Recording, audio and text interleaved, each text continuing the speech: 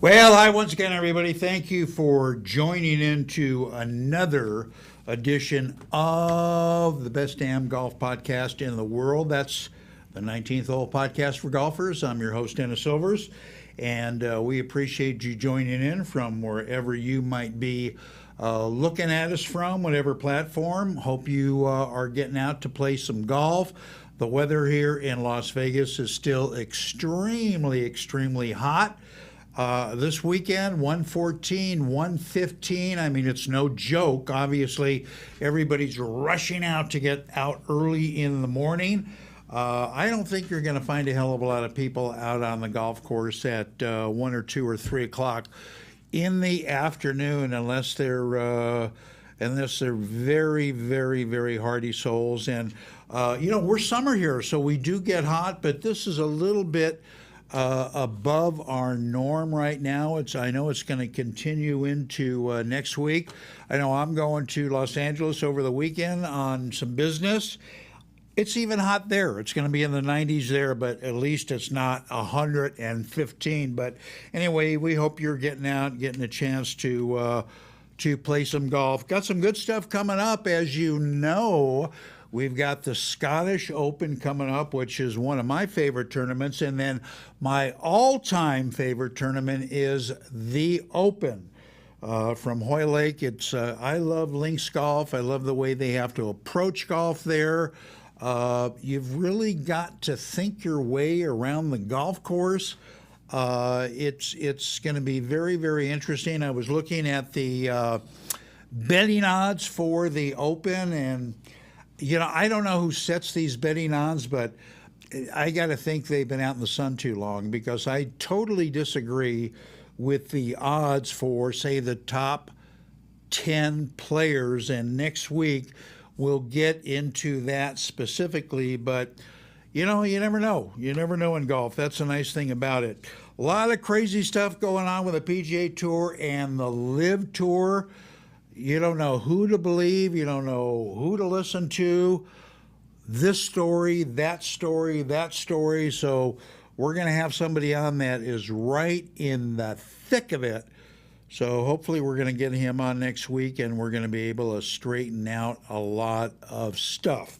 Anyway, we got a great show for you today. We've got a gentleman on that has been involved in golf course architecture, golf course construction, golf course design for a long time. And as you know, that is one of my personal things that I love to talk about is design. Why do you do this? Why did you do that? Why do you have this bunker over here? That type of thing. So we're going to get into Britt's mind a little bit, because he's done some courses from anew. He's done some great remodels on some courses that you're probably going to be very familiar with. So we're going to talk to him in just a second. Before I bring him on, though, I just want to give a shout out to a local business. I don't know if you are like me, but I am a huge ice cream lover, have been for a long time. We have a chain that is new to Southern Nevada, new to Clark County, called Handel's Homemade Ice Cream. They've been making ice cream since 1943. So you think they would have it right? They do. I was in the other day, bought some ice cream, absolutely blew me away. They have 2 locations currently not too far from where I live. They're opening a bunch in North Las Vegas. And I'm telling you, if you're a local, you're in the mood for ice cream, Handel's Homemade Ice Cream. They consider it the best ice cream in the world. So what else can I say about that? But anyway, enough of that. Let's get on to some golf course design.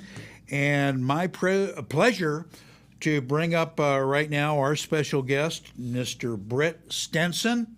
And Britt, thank you very much for taking time out. I know that you are busy, and I appreciate you coming on the show, my friend. Thank you, Dennis. Glad to be here. You were very kind in sending me a rather protracted biography, which I found fascinating. But to be perfectly honest, to be perfectly blunt, I just didn't have time to write everything down that I needed to. So please tell all of our viewers a little bit about your background. You could go as far back as you want, education, people you worked for, so on and so forth. Well, I think I've got to start with the fact that I had a pretty unusual path to golf course design. I got very into golf when I was 15 years old. My parents were living in Connecticut at the time. I was a avid junior golfer. It was a great place to be a junior golfer. You got to play a lot of great courses, Yeah. and it really awakened my, I don't know, my desire to do something about that. I found George Thomas's book, Golf Architecture in America, in our high school library, if you can believe it, an old dusty copy of it. And that really turned me on with it, with a lot of great drawings, and it just opened my eyes to what it was all about. But I really, it was more about the golf at that point. I was pretty clueless about how to go about becoming a golf course architect. But I did think, okay, landscape architecture. I went to the University of Virginia, Right. the architecture school there, and in a 5-year landscape program. Of course, there was nobody there to teach me anything about golf courses, but they did teach me how to look at a big piece of property and understand drainage and topography and vegetation and soils and views and all the things that go into a great golf course. So I think I was learning it more by osmosis than anything else. And my path turned on a few pretty small things. I was doing land planning and site planning for the property around the TPC at Avenel. My clients owned the farm there right outside of DC. And it was a very complicated zoning. I got very involved with the tour people who were trying to get Dean Beeman, Commissioner Beeman, wanted very much a DC area tournament venue, Right. TPC. So I got very involved, and I really didn't know much about designing or building a golf course, but I did talk them into letting me be the project manager for the golf course after it got approved. So I spent a couple of years in a construction trailer with a guy named Dave Postlethwaite, who knew a lot about golf. Oh, He'd yeah. been a Oh, yeah. Pete Dye disciple, and we built that golf course over the next 2 years, which was eye-opening to say the least. And then they took me down. The tour hired me to go down to Ponte Vedra and do some more TPC courses around the country. So I was in charge of building the one in Memphis, the one up in Dearborn, Michigan, and several others. And then finally, Commissioner Beeman said, why don't we design a few of these in-house? Bobby Weed was another guy who was at the tour at the time, another Right. Pete Dye disciple. Yeah. And so Bobby and I designed TPC at Summerlin, which I know you're familiar with, Right. and TPC at River Highlands up in Connecticut, and TPC at Tampa Bay, and a few other courses. But I did most of the drawings. Bobby was great in the field. We did the work together, and again, Dave Postlethwaite was involved in those as well. But part of why, well, the second little twist, if you will, was a friend of mine at University of Virginia was working for IMG, the big sports marketing company, Right. Mark McCormick. And we happened to be at an event together having a beer, and he was telling me, that IMG was looking for an in-house golf course architect. And I said, well, I'm working for the tour, but that sounds like a pretty interesting thing. So let me know. That was in September, and then I heard nothing until December. And then I got a call from a guy at IMG, Andy Pierce, and he said, we want you to come up and talk to us about this job. So I did. I went to Cleveland, talked about the job, and they said, go write up the scope of services, which I went back and did that, sent it to them, and heard nothing until the middle of March. And they were probably checking up on me or something. Sure, sure. And well, and as they should. And then I got a call again from Andy Pierce. He said, we want you to start on April 1st. And I thought, wow, okay. He said, in fact, Mark McCormick's having a world get together in at Turnberry in Scotland, Nice. and the week before March, April 1st, and we'd like you to come to that if you can. So I said, I'm there. So we moved to Cleveland. I did that, and I spent 26 years with IMG designing golf courses all over the world, mainly in Asia, Yeah, that with a lot of probably 20 of our pros. great experience. That is absolutely fantastic. You're steeped in a very, very good background in this thing. Brett, I want to ask you a couple of general questions before we get into more specific things. The first one, what in your opinion and experience are the one or two things most important to the average weekend player, guy 15, 20 handicap? What are the most important one or two things to those guys in playing a golf course? In playing the course, Yeah. or designing the course, in playing the course. Yeah. Well, I always think it's keeping track of your own golf ball, so I don't have to spend time looking for it, and keeping up. I like to play fast if I can, and you talked about Scotland a little bit, and you love links golf, and Yeah. they play quick over there. They don't. Yeah. They're not goofing around. They're ready to play, and 4 hours is a long round over there. Yeah. So we've kind of lost that a little bit. So yeah, keep track of your own ball, have fun, keep up, be ready to play when it's your turn.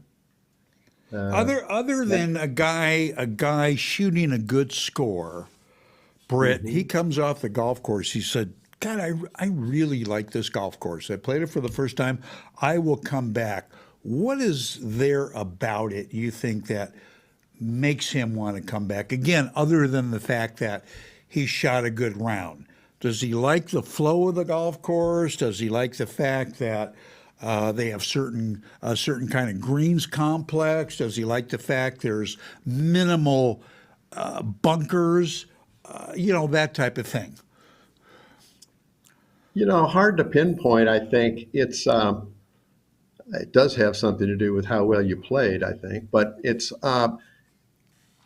people get turned on by different aesthetics. Some people like a course with a lot of bunkers, a lot of Yeah. complicated stuff. But, I think the holes need to be memorable. They need to look like they fit the land. I'm certainly a big proponent of a minimalist design. If it's a good site, I want to find those holes out there and they just fit naturally. I think that sinks in. People don't quite, maybe they don't understand it fully, but it just seeps through and it just feels right. But there are so many variables. Yeah. There's some great courses that are heavily bunkered. There's some great courses that have very few bunkers. Right. There are all kinds of different bunker styles, and Yeah. I think it's hard to pinpoint. But it's, for me, trying to make it look like the course was found more than created is certainly something I think resonates with most golfers. Yeah, I like that answer, and I totally agree with you. You see a number, and you see it, Britt, in all your years, you see a number of courses market themselves as a so-called championship golf course. First, I think, don't you think that's just some marketing garbage? And secondly, what truly is a championship course, a championship layout? Well, I think certainly there's some marketing hype in there, no question. but a championship course, it's got the challenge, the golfer, every club in the bag kind of thing. It doesn't want to favor one particular uh, tendency of a golfer, and I think it's a great variety, great mix of holes, maybe some 4.5 pars, some 3.5 pars, some of those in between holes. You don't want to have 10 par fours that are in the middle range and that just kind of you forget about them as soon as you walk off the course. Memorability is a big thing. And I think that, again, goes back to the course fitting the landscape well. It makes the course much more memorable. I agree. And I haven't, in my career, I've done like 75 new courses, and they weren't all great sites. So we try hard to add variety in there. But when we got a good site, we really took it seriously about making everything look as natural as possible. Yeah, I think that's great. But what do you do when you run up against an owner? When you run up against a municipality that owns the land and they go, look, we'd like to see this kind of golf course. And you go, man, that's not feasible. That's going to cost you a fortune. We're going to have to move tons of dirt and rock. Why don't you just kind of consider this? What do you do when you butt heads? How do you resolve that? That's not easy. It depends on how headstrong that owner is. He is paying the bills, and it is going to be his course. I'm not, I'm proud of the designs I've done, but I don't own them. They're not my courses. And we have done that. We have talked owners down from, I had an owner in China on a very difficult site. He wanted 36 holes. I looked at the site and I said, well, you're going to ruin the whole site if you put 36 holes on there. I tried to talk him down to 18. We compromised to 27, and it turned out. But it was a hard build, an expensive build, and you were right up front with him that way. But certainly, and that's something when I don't like people critiquing too much or being too critical about courses. When they don't know the backstory. What was the budget? What was the owner like? What was the site originally like? What were the limitations? There are constraints and opportunities on any project like this. And I don't think it's quite fair to say, I didn't like the course. It was, didn't have this, didn't have that. It's got blind shots, whatever. They don't know the backstory. And I think you need that context to really make an informed decision. I do too. That's well said. Anyway, Britt, stay with us. We're going to step away. We're going to take a short break here on the 19th Hole podcast. And when we come back, we got a hell of a lot more with Britt Stenson. Stay with us. We return right after this.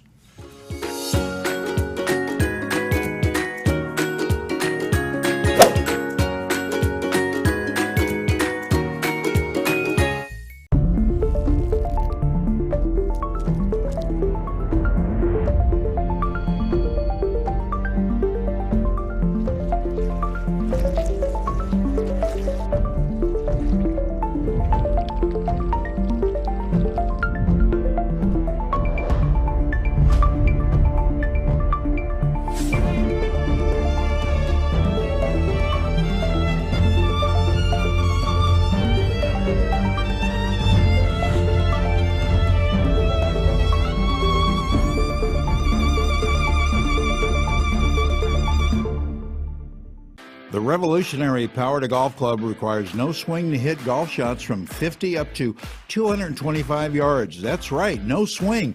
It's empowering golfers with physical issues to continue enjoying time golfing with friends and family. With just the push of a button, the easy-to-use Power to Golf Club launches shots down the fairway and onto the green. Whether a physical issue or just want to join in on the fun, the Power to Golf Club is for you. Visit online, powergolfclub.com.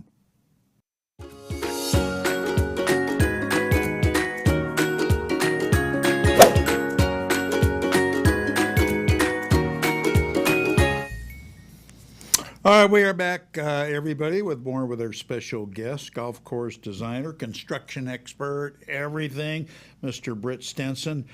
Britt, I have played golf courses, and maybe you could tell me how you come to this decision. I've played golf courses where you find two sets of tees. I've played golf courses where you find three, where you find four, where you find five. I mean, you're up so damn close, you could probably take the ball from the forward tee and throw it on the green. How do you determine, what is the philosophy or the thinking behind how many sets of tees you have on a hole? Well, I think we've all made a transition. I mean, you remember the old courses where the back tees were 5 or 8 yards behind the middle tees, and the forward tees were 5 or 8 yards up. It was not. I think we've come to the realization that we need to spread those tees out quite a bit more and provide more options for golfers. So yes, that can get overdone, but I think there's a lot of study with the long leaf tee initiative, things that the USGA is doing with the distance insights, trying to get people to move up and play a course that relates to how far they hit a 7-iron, how far they hit the ball, so that they're not hitting 3-wood into all the par fours. So I like having a large number of tees and a lot of options. The distance that some of the young kids and the pros and college kids are hitting it is crazy long, right? Oh, and yeah. it's just disgusting. Going forever. And so we need to address that. We need to provide options. I'm 73 years old, and the guys I'm playing with are all too happy to move up a set of tees these days, play a course where they can hit some 7 and 8 irons, not a bunch of 3-woods or par fours. Sure. So, I think we've made a good adjustment there. We've got great golf clubs now that are forgiving and helping, and there's no reason for us to. You're limited a lot of times by how long you can make a golf course, and obviously. That's very true. We were fortunate enough in a lot of our new courses in China to have plenty of land, or China and Asia, all over Asia. And they often wanted a course that was, again, you go back to your championship definition. They wanted a great big long golf course, which was okay as long as they could afford it. But it was very mindful to have a set of tees that a lot of different people could play, and several sets of tees. So I could see the back tees absolutely for the better players, the elite players. I could see the middle tees, for guys like you and I that want to get some enjoyment. Like you say, you don't have to worry about hitting a fairway wood into every par 4. I could see a front set of tees for the women. And I could see tees in front of that. And I tip my hat to the golf courses that do it, that provide a set of tees for adaptive golfers. Okay? Yep. I think that's absolutely fantastic. And I think most traditionalists, and I'm a traditionalist, would go along with that. But like you say, there are a lot of different reasons. You hear on TV all the time, Brett, when you're watching the PGA Tour events or even the LPGA, this and that, some of the announcers will say, God, this is really, really a good second shot golf course. You'll even hear some of the tour pros do that during their interview. I drove it okay, but you know what I like about this course? It's really a good second shot golf course. What the hell does that mean, Brett? Well, in my mind, it means don't put, keep the fairways wide enough that there are some options. You want to play down the right side, you want to play down the left side. You're not just praying that you're going to be in the middle of the fairway and not in the rough all day long. And then tighten things up into the greens substantially. So I've done that on a couple of renovations, uh, and I think it's people enjoy it. People don't like playing out of the rough all day long. And in one of the courses I did here in Cleveland called the Country Club had all the par threes. When I got to it, it had almost no fairway, so that people playing the forward tees who were maybe able to carry it, 75 or 100 yards, were bound to play their first couple of shots out of the rough. And that's just no fun. No. So we brought those fairways back to the tees, but in exchange for making a little wider fairways and a little more fairway, we tightened things up going into the green. I think that makes a good second shot golf course. But Yeah. I think to me, that's what it means. You're really thinking about where you want to be on the fairway so that you can approach properly and get in there with a birdie look. Yeah, no, absolutely. And speaking of greens, a lot of people, not a lot of people, but it's been said that golfers will be willing to forgive maybe the weaknesses of a golf course, maybe the shape, maybe the condition, maybe poor bunkers or whatever. But as long as it's got a great set of greens, they're willing to forgive. Have you heard that? And what do you think about that? Well, I certainly heard that, and I think there's some validity to that. You can forgive conditions elsewhere a lot easier than you can forgive them on the greens. Once you get on the green, putting is that's one of the great things about golf is that putting is kind of the great equalizer. I think, because half the shots on the scorecard are putts, Right. and you don't have to be strong. You don't have to have fabulous eye-hand coordination. Right. And everybody, I think, with practice can become a decent putter. And if you give them good conditions on the greens, then they've got a good chance at, two putting. And they don't want to be three putting because it hits some goofy, area that's poorly conditioned. Right. So I don't disagree with that whole thing. I think that probably is the conditioning wise, that's certainly the more important place. Yeah. Is it? I heard a rumor. Is it true, Britt? Your nickname is Three Putt. It's not. No, it's not. It's not. That's not true. I wouldn't describe myself as a great putter, but I think I'm a decent putter. I don't make a whole lot of birdies, but I make a lot of pars. Yeah. There you go. Yeah. There you go. Before we take our next short break, Britt, and a lot of people really don't know this, and I think it's interesting. How is a course rating determined? Wow. Okay. And I'm not all that great at that. I have not been involved with rating courses. I'm not going to give you much of a good answer on that. I don't. Your best guess. Yeah. They're looking at a whole bunch of factors, with the fairways, severity, the topography. They're looking at it. I just don't have a really good answer for their formula. I don't know what it is. I should know better, but I don't. It would be fun. You know what would be a great job? It would be fun to be a rater, to go around all these new golf courses and get a chance to play and, fill out the criteria, as you mentioned. I think that'd be a hell of a lot of fun. A lot of fun. Are you talking about rating or ranking? You're talking about rating. Yeah. For an index. Yeah. Right. Okay.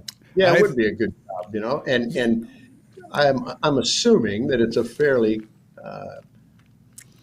not complex, but a fairly in-depth set of criteria that they have. I do too. Yeah. I do too. Very, very much so. All right, last question before we take our break. You have worked with a lot of very notable tour players on their courses. You mentioned TPC Summerlin, with Bobby and yourself. Mm-hmm. And you always have, this player consultant. How much of a pain in the butt is that, and is it really worthwhile? Do these guys really contribute that much? You know, where it really came into play with me was at IMG more so than on the Yeah. TPC courses. The TPC courses, they were very much just consultants, and that was something that I think Commissioner Beaman wanted to do, just to kind of co-opt them into the process. But at IMG, that was the whole reason for me being there, Right. was because Nick Faldo and Greg Norman and some of the other players wanted to do golf courses. And of course, you'd had Arnold Palmer and Jack Nicklaus and Gary Player had been in the business for some time and had their own shops. And I think Mark McCormick and the guys at IMG said, rather than have Nick Faldo go out and look for work and set up his own shop, why don't we have an in-house architect that can work with several of these? Right. And we'll find the work. And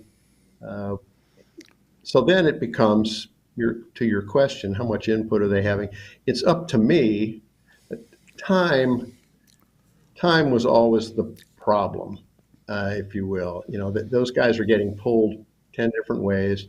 My work was mostly in Asia, which means it's not exactly around the corner, easy for them to get to. True. And timing wise, they were only going to get there once or twice. Right. So I spent time going to them with plans in the early stages, showing them why I'm routing it this way, what the opportunities and constraints are, trying to get them into the process much as possible. I did about a dozen courses with Nick Faldo, and he got very good at it. But none of them, I don't think, in the beginning, as most people are not able to read the topography very well, right, and understand exactly why I'm routing it the way I'm routing it. But through repeated efforts, it got better. And then when they're in the field, they're great. These guys know so much about golf, and they know how every level of golfer plays, from the very best golfers in the world right, to amateurs that they play in a pro-am once right, a year. And so they're very mindful of that. They know what they like. They know what they don't like. They know what bunker style they like. yeah. So that kind of thing. So it's good input. It could be better if they had more time. Yeah, speaking about what they like, if you were doing something with Nicholas, do you think he would have a bias for more holes being left to right, as opposed to somebody who primarily, draws the ball, another player? I mean, we've always heard that about Nicholas courses. I think there's some truth to that, but I think he's done so many great courses that, and I'm not sure it's a fair criticism, really. And he's gone through different phases of his work where sometimes it's more extreme than others. Some of the green flexes got to be very extreme for a while. He's calmed them down quite a bit. Yep. He's got guys like me working for him, doing most of the down and dirty work. But he's, I don't think you can knock what he's done. He's done brilliant work all over the world. Yeah, no, absolutely. And you may find yourself having a new partner. I think Greg Norman might lose his job. So he may come looking for you and want to do a partnership, and build a couple of courses. I don't know. We're going to have to see. But anyway, Britt, stay with us. We're going to step away again, take another short break. We come back, we will finish up the 19th Hole podcast. Be right back.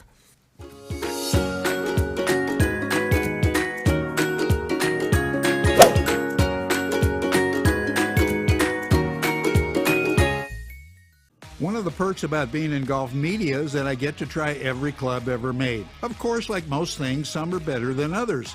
I'm here to tell you that I have found unquestionably the absolute best performing set of irons I have ever played, and my scores show it. Let me introduce you to Grindworks, custom fitted irons that are made to fit your game. Grindworks offers players 3 different styles of irons. You can choose muscleback irons, cavity back irons, and even blades, along with some awesome wedges. And when you purchase your clubs, Grindworks lets you choose the type of shaft you want. the type grip you prefer, and even will adjust the loft and lie of your clubs if needed. That's unheard of. So what are you waiting for? Feel the power and experience and performance of these amazing clubs. Simply go to grindworksusa.com or call 281-651-4046 to order. Trust me, your handicap will love you for it.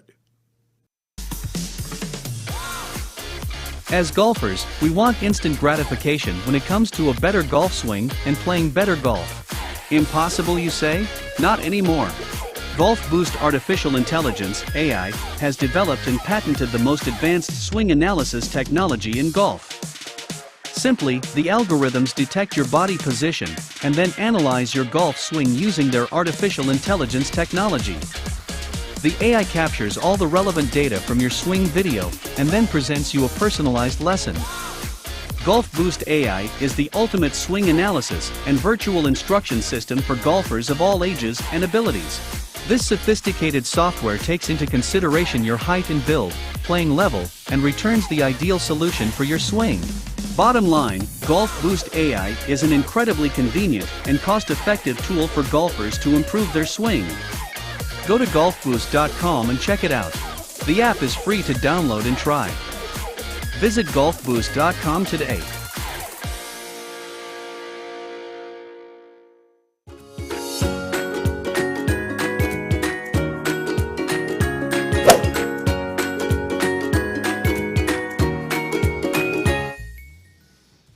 All right, welcome back, everybody. Having a great conversation with Britt Stenson. Britt, do you ever go to the grand opening of a golf course you have designed? And secondly, do you stick around to see what the players have said about the golf course? Oh, absolutely. I've usually, well, almost always been at the grand opening, and that's one of the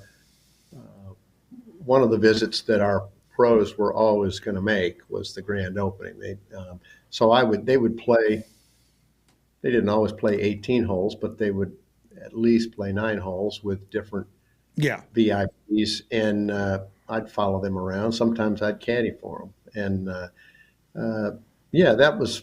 that's always good feedback to get. I enjoyed that part. Do you solicit comments from the players that are out there the first day? Yeah, sure. You would say, what are you thinking? But normally it would be. Most of ours were almost like an exhibition, right? More than a whole field of golfers. It was a few VIPs playing a few holes with the pros, right? Everybody was in a pretty darn good mood while that was happening. So the comments were generally pretty positive. Yeah. Are you able to, and I don't want to put you on the hot seat, actually I do, can you pick out a favorite course you've done? People ask me that all the time. That's pretty tough. I mean, some of them were that TPC at Summerlin that you played out there in Las Vegas was a real challenge. We had to blow up the place. It's that caliche. The really caliche, yeah. We blasted and turned the results into walls. We ground up the material, put it back on the fairways as sand, and so we could plant some grass. But then, again, it comes back to a site that has a lot going on from the beginning. Those are the ones I really like, the ones that have a lot of topography, and I'm finding great holes.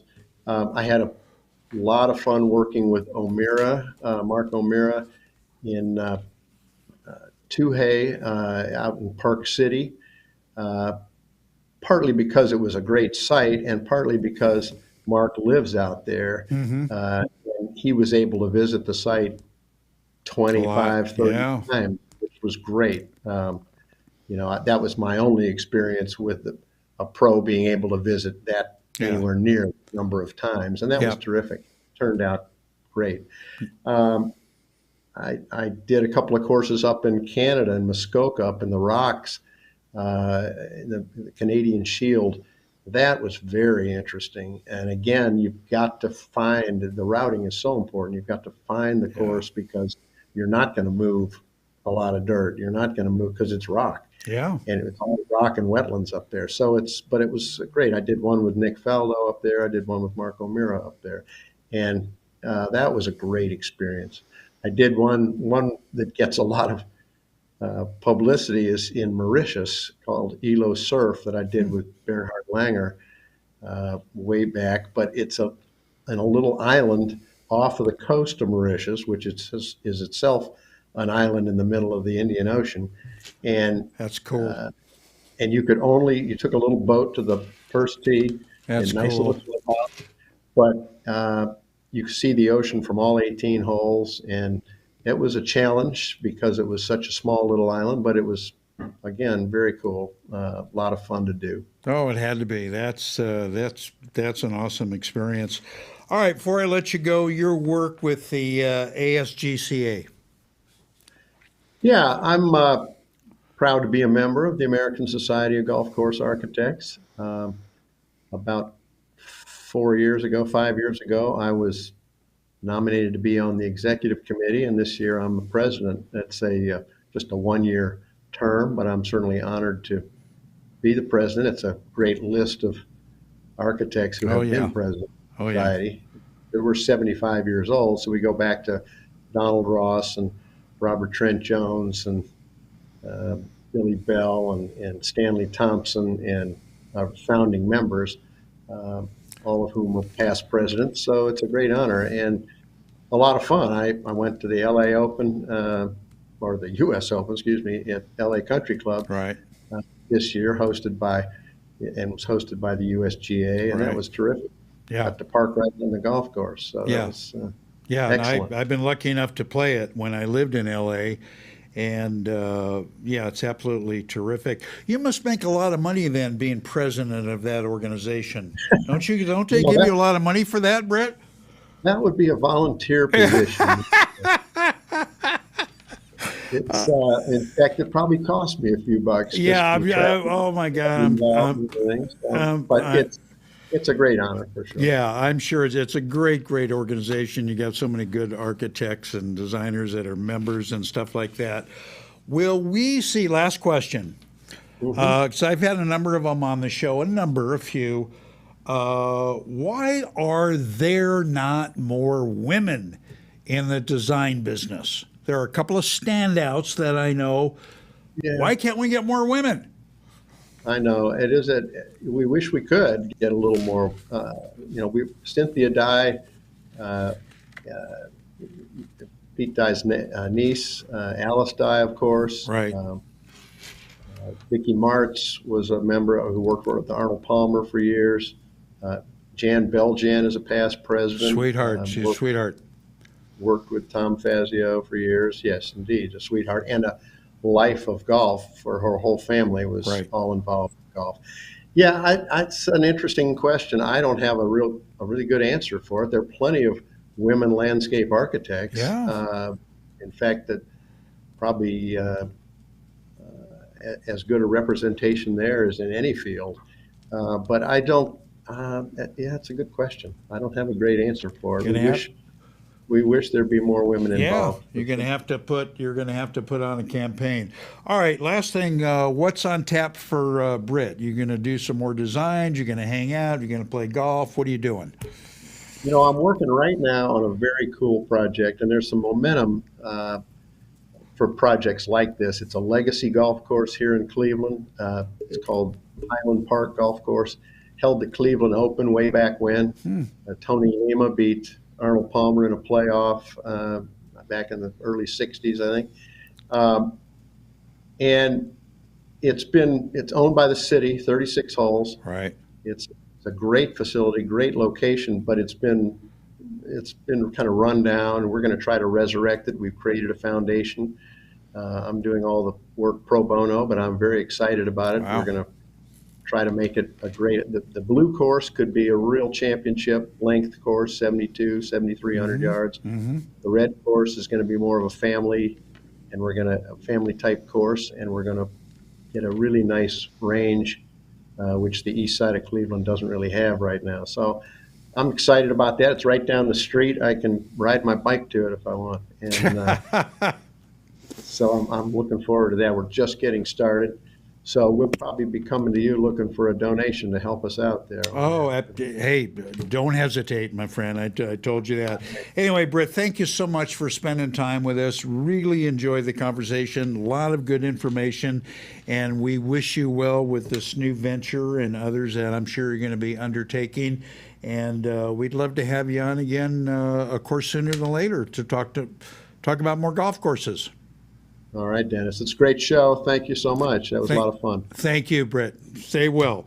All right, we're going to step away one more time. We got one short break. We'll come back. We'll finish up the show. Stay with us.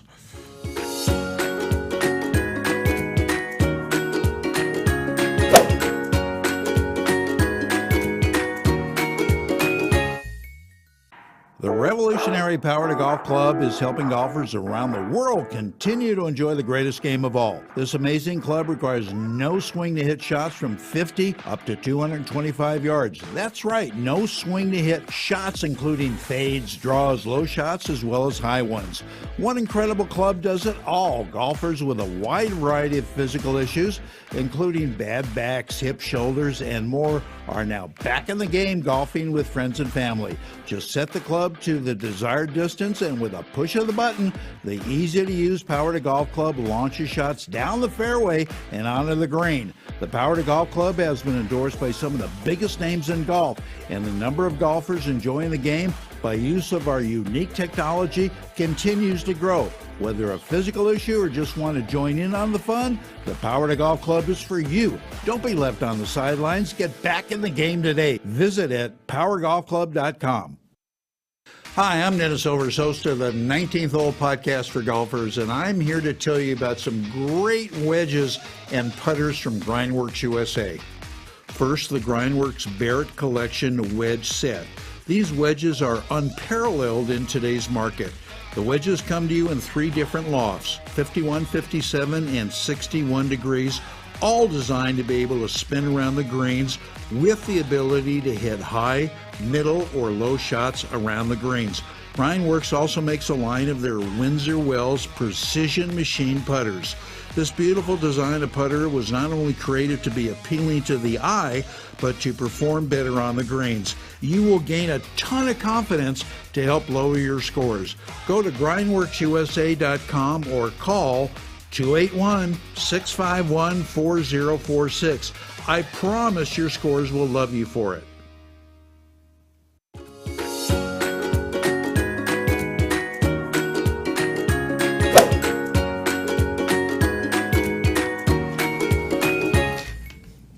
All right, that's going to put the wraps on this edition of the 19th Hole Podcast for Golfers. I've been your host, Dennis Silvers. Had a great show today. I want to thank Britt, and we've got a really good one tomorrow. Told you, trying to get a hold of a gentleman that is right in the middle of what's going on with the PGA Tour and the LIV Tour and all the stuff going back and forth. This is happening. This isn't happening. Maybe he'll be able to dispel a lot of the rumors that we've been hearing. So until then, get a chance to get out and play golf. Keep it in the short stuff. See you right back, same time, same place next week. So long.